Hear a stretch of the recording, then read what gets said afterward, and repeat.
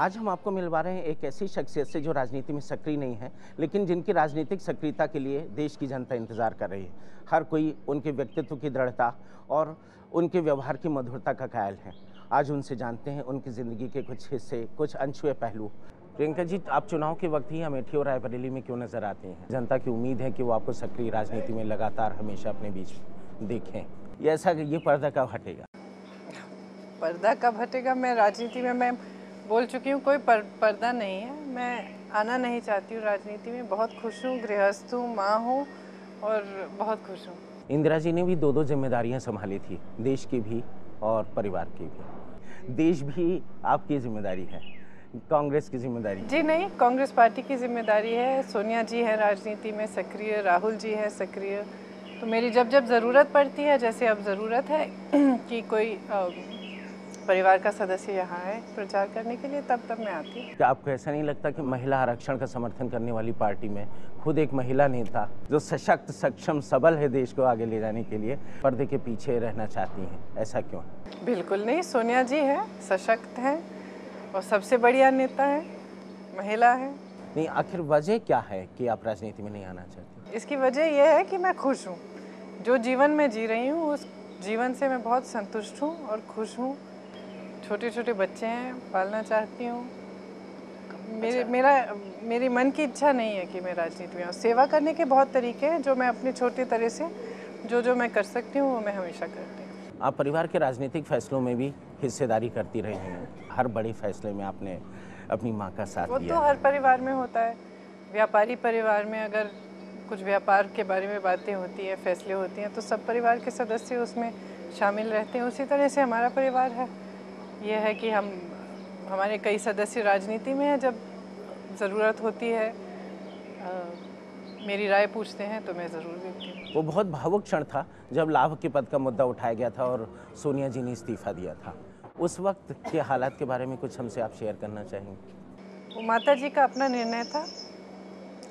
बहुत पहले ले चुकी थी निर्णय और हमेशा उनके मन में बहुत स्पष्ट था कि ऐसा कभी मौका आएगा कि उनको प्रधानमंत्री पद लेने के लिए कोई ऐसा मौका आएगा तो वह इनकार करेंगे। तो बहुत पहले से ही स्पष्ट था।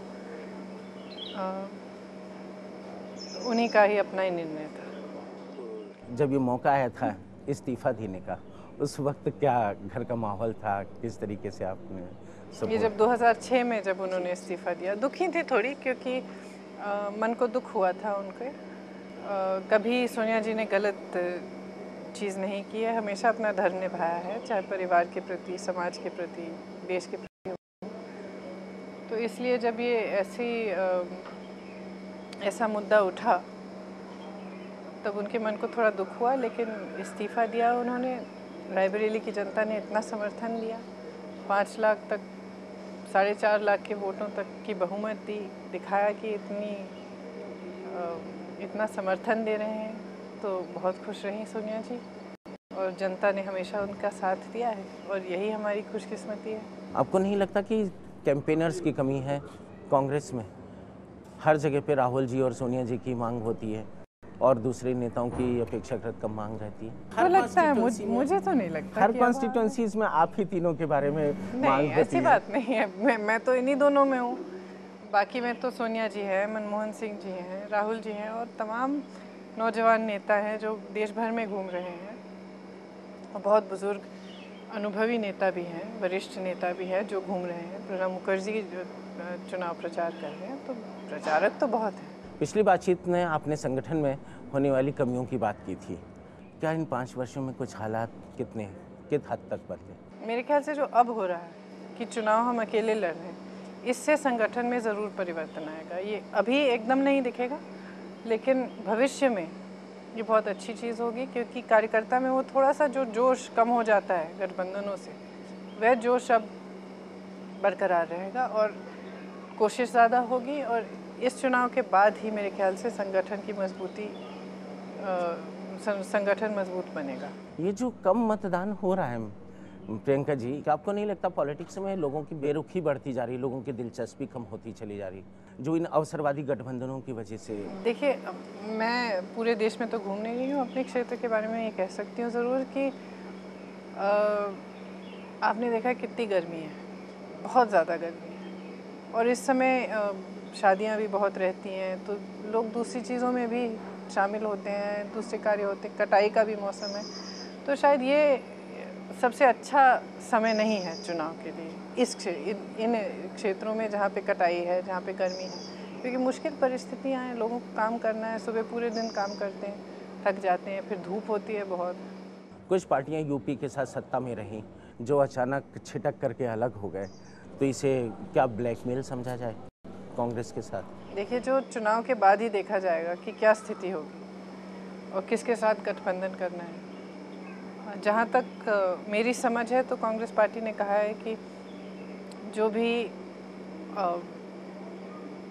धर्मनिरपेक्ष नज़रिए के दल हैं उनके लिए दरवाजे खुले हैं, जहाँ तक मुझे जानकारी है। आप पिछले 3 महीनों से अमेठी और रायबरेली में जनता से बातचीत कर रही हैं, उनके दुख सुख बांट रही हैं।